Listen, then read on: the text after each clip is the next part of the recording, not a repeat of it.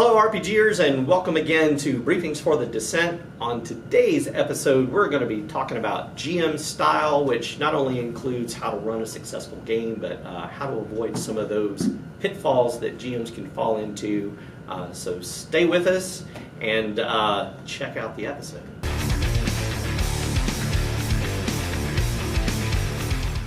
Hello everybody, and thanks for clicking on the video. Be sure to like us and subscribe on YouTube.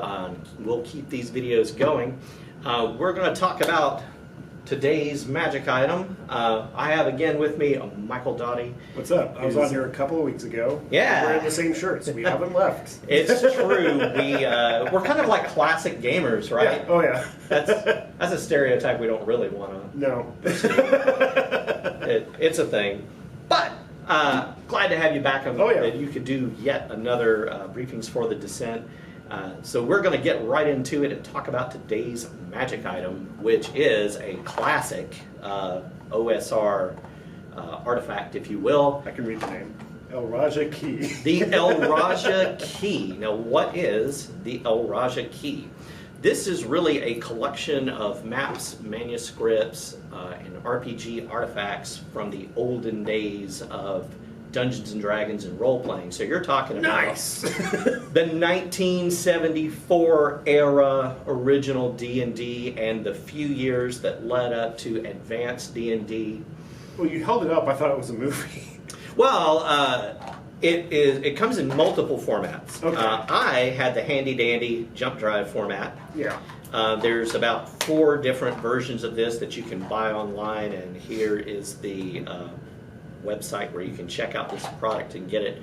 But it shows you that old product from back in the day, how they wrote role-playing games, and the great thing about Rob, he worked for TSR from its very beginning, right in the playtest of Dungeons and Dragons, Yeah. so he wrote so much stuff.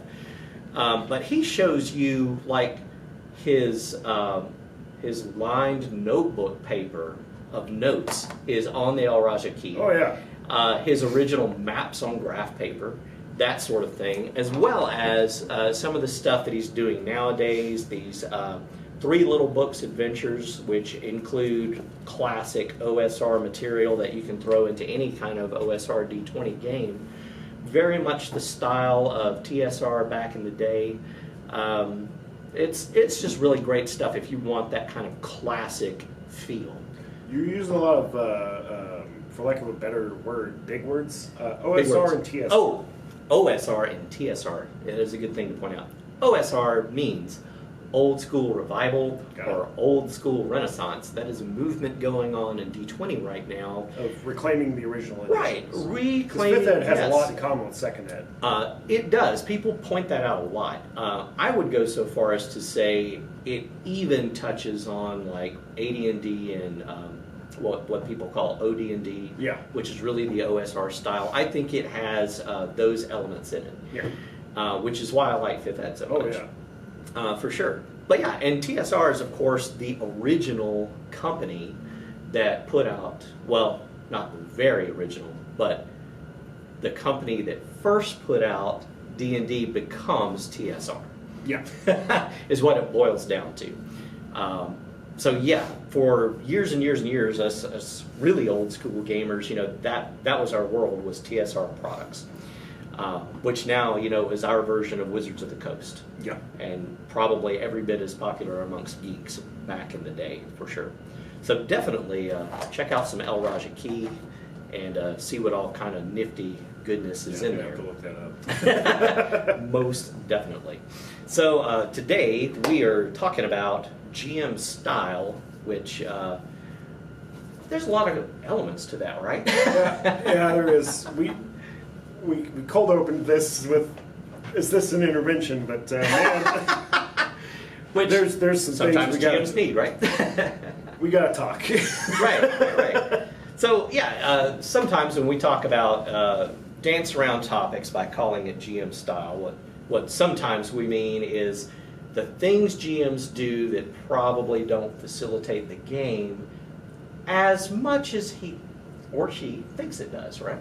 You think of like So some there's- common things you've seen? There's two things, and it's a separation that I make. There's the GM style in the game, actually running it, and there's the GM style preparing for the game. Sure. And in the preparation for the game, a lot of people are different on that, but I think it comes down to, are you an improver or are you a technical? Now, this is a great thing to point out because I personally feel like this is a divergence in role-playing game design right now, and in, say, 5 to 10 years, you're going to see a strong distinction, even stronger distinction in role-playing games as to whether they follow what we call this narrativist path or storyteller path versus more of the tactical style gaming. I don't know where I fall on that line. I was going to say, do you feel like there's a significant difference in those as far as what GM style I do a lot of writing. helps? Yeah, I do a lot of writing, and I do a lot of construction and rules removing and adjusting before I run my game. But when I run my game, a lot of that, I have a basis to draw on. I have a basis for any character to draw on, but it's all improv. Right. And this is that's kind of an important thing to consider too, because what I see people do, I mean, we're all role-playing gamers are creative people. Oh yeah. And they really, for whatever reason, we all decide that we want to write our own stuff. I'm one of the biggest culprits of that. I have several RPGs currently in development, so it's something that we just want to do. Yeah. It's what makes RPGs fun. You find an outlet. Right, but this often leads game masters, particularly like in the more structured rules that you're talking about, like D20 system games. I feel like they tend to be more structured. There's some structure there. Yeah, definitely. There's a little bit of scaffolding there. D100 where that structure's at. Yes, that can be. But that for me is kind of a difference. When you ad hoc and homebrew some stuff, like you say, you've it's either something you can do because you've put some preparation time into it, maybe have done some pre-test playing, or you've played the game for so long that you've got a feel for it. I think that's legitimate. You know which rules you need, you know which rules you don't. Right. But personally, in these structured games like D20 games or games that are even what we call crunchier than that, changing one little thing, you can think it's something simple. Changing that one little thing can really have an effect. Yeah, it can just ripple through your game. And you stepped on that fish in the past, and it's just screwed everything up ever since. It has messed everything up. Yeah, so it's kind of a cautionary tale. While on the one hand, you don't want to discourage anyone from engaging in what makes the hobby fun for them. Yeah. At the same time, this is a group effort. It's we all think of RPGs as kind of a collaborative game. And when one person takes it upon themselves to change something that everyone will have to deal with, that's going to be something to strongly consider. Yeah. So you said that you had written some. I have some cons. Yeah. Yeah. I have some screw ups. In my D&D game, which, as we talked about the last time I was on here, fell apart for longevity reasons. But in my D&D game, I would blame this rule for it falling apart. Oh. Which I personally believe players get too much money in D&D. I removed coin drop altogether from all dungeons. So you're talking about specifically 5e versus 3.5 or versus 3.5 or 4th edition. 5e, I removed all coin drop from creatures. Like, you could get items and stuff, and vaults would have some coin into it, but any magic items or anything that I put in there would also be very bland magic items that were useful, still useful. So you're going for that kind of like classic OSR, kind of more of a medieval feel to it. Now one of the things that I noticed about 5e versus previous editions of Dungeons & Dragons, specifically 3.0 and later, those games had a metric for money. They said player characters of such and such a level should have this amount of wealth. And I noticed that D&D 5e does not really talk about that a lot. it kind of leaves it more in the hands of the table or the group. Do you think it's a lack of structure for money, or? No, I think players don't spend, and it just sort of accrues. But you mentioned that you have in that older edition a table that adjusts, that approaches that individual problem. And I love any book that has a lot of tables. Yeah, that's classic OSR is tables. Because you don't have to do anything with those tables. You could use them if you want. You don't have to. They're just there for you. Yeah. It is true. But yeah, I think that's definitely, again, indicative of if there's a rule for something, to use it or not to use it becomes really important. Or in this case, the absence of a more defined rule, because that kind of throws it back on the group to make a decision about it, right? Yeah. And one of the things that's real easy in role-playing games, especially like D20-esque games, it's about getting the stuff. It's about collecting treasure. I mean, the gamist elements of D&D are strong and have always been strong. So for players, that's rewards. That's either your level, that's your treasure, or your money. Yeah. And if they accrue it and they don't feel like spending it, it's almost like playing a video game, right? Where you just collect stuff and it goes in some magical land where it just sits there. I have this golden apple that can bring me from like 1 to back to full health that I'm never using. I get to the very end of the game and I still have my sweet baby apple with me. Right. Now, I like your solution to that, essentially making money rare is what it sounds like. Scarce. Scarce, right. This is the same solution that RPG Pundit uses in his game. I think it's called Lions and Dragons. This is a classic D20 OSR. So it's kind of like playing AD&D First Edition. And he makes money so scarce that he even reminds the GM and the players, hey, eggs were a legitimate currency in the Middle Ages. Yeah. And that's so if you introduce elements like that. If you bring bartering to the table in one of my games, I will play with you. In my game Outer Stars, it does the same thing. It has a barter system as opposed to a monetary system. Sort of like a Star Trek sort of thing. Actually, it's more like kind of like a road warrior kind of thing. It's post-apocalyptic, so it's all about human survival. And juice. And the collapse. It's really about the collapse of human civilization, and one of the first things to go is any sort of monetary standard, right? So what becomes more important is trading and bartering for stuff, having kind of an arbitrary value based on need. That makes games a lot grittier. But little things like that you can kind of fluff, as I would call it, that you insert into the game to make it more real, to make it come alive. You kind of downplay those gamist elements, of just collecting things, and you make it real to the players. To me, there's nothing more important to GM style than to making the game real to the players. Yeah. Really make them feel like their decisions and whether they choose to collect or spend something, this has ramifications in their world. Yeah, they have agency. Right. Yeah, now this is a great topic too.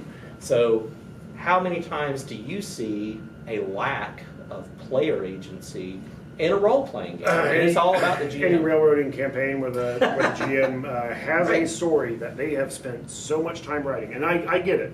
I spend a lot of time writing very open-ended stories though for this exact reason. But a GM has spent a long time writing the story. They have all the little details down, and more or less you're playing an actor that they wrote a script for. Right.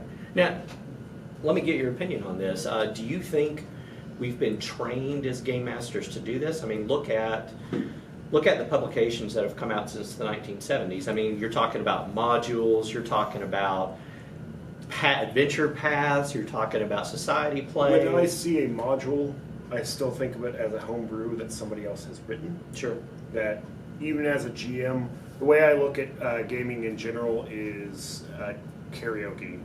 You have one person running the machine, and that's your GM. Everybody else is just taking a turn at the mic. Yeah. And it's this equal effort or storytelling around a campfire. Yeah. You have one person playing the guitar. but you have a bunch of other people each telling their own little story, and you are acting as a narrator. Right. And it's really what we mean by player agency, right? Is letting the players make decisions that make them feel, gives them the illusion at least, that they are having an impact on the game and the world around them. Oh, they are. This is, yeah, I mean, this is a significant importance. I mean, as a GM, you are playing everyone else in that game. Right. And they're definitely, like, modern RPGs are paying a lot of attention to this. That's why you have the whole say yes or roll dice catchphrase that goes around now, which comes out of indie PBTA RPGs. Well, I love, and I think it was a Trey Parker and Matt Stone quote, the South Park writers quote, of when you're doing story writing, a lot of people will do the improv thing of yes and. Yeah. For most of my story writing, I instead go yes, but. Like, if you succeeded this thing, there's also this other impact it has on the world around it. Right. If you failed this thing, there's this impact it has on the world around it. And that opens up a lot of doorways for you as a GM, as a writer, or as an improvist for the game to add things that will surprise your players or delight them. You have open sandbox. And that's the very antithesis of what you just said, writing a plot. Yeah. Even modern adventure modules now are beginning to kind of veer away from that a little more, which is kind of nice to see. But, I mean, why do you think we as game masters gravitate towards wanting to push players down a specific path? I have no idea. I've never done it. Like, I've never done that. I've always done story hooks. Yeah. Like, I've always done, here is there's spiders in this person's basement. Are you going to help them? No? All right, cool. Yeah. Go find something else to do. I think, personally, I feel like it comes from this illusion that we have about game balance. So many times, role players will talk about game balance, whether or not something's balanced, whether or not something's balanced at high-level play, without really taking the time to explore what you mean by that, game mechanically speaking. Yeah. There are definitely role-playing games written today that say, hey, game balance, this game ain't it. This is about what happens to the players, balanced or no. Are you level 30 and have more health than Tyr? Right. I have more health than Lathander, and I could probably take him in a fight. But I still want to have the ability to die. Right. And another thing that kind of touches on that, I think GMs, we're taught early on this is a game and we want to challenge the PCs, right?